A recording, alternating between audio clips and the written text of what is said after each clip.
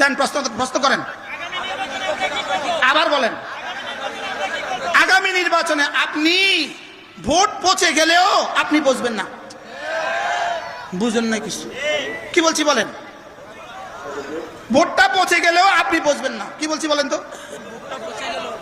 হাসরের ময়দানে আপনাকে জিজ্ঞেস করবে এটা জিজ্ঞেস করবে না, এই তুই তো জানতি ওরে ভোট দিলে পচে যাবে ভোটটা, তুই তারে ভোট দিলি কেন? এটা জিজ্ঞেস করবে না, বলবে তুই তো জানতি এই ভোটটা দিলে সে দুর্নীতি করবে, তুই তারে ভোটটা দিলি কেন? কি ভাই আমি বুঝাইতে পারি নাই, আমার ব্যর্থতা, আমি নোয়াখালীর মানুষ, আমি ব্যর্থতা। কি বলছি বলেন? বুঝে না?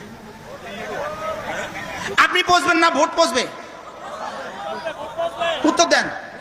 আরে ভোট পচলে পচুক, না পচলে নাই, আমি পচবো না। মনে থাকবে তো ইনশাল্লাহ? বলেন। তাহলে আপনি শুধু একটা বার ভাববেন, এই যারা দাঁড়িয়েছে এর মধ্যে দেখি কার কালেমাটা শুদ্ধ, কার বিসমিল্লাহটা শুদ্ধ, কে একটুখানি নামাজ পড়ে, কে একটুখানি কি পড়ে বলেন, কে একটুখানি মাঝে মাঝে আল্লাহ রাসূলের কথা বলে।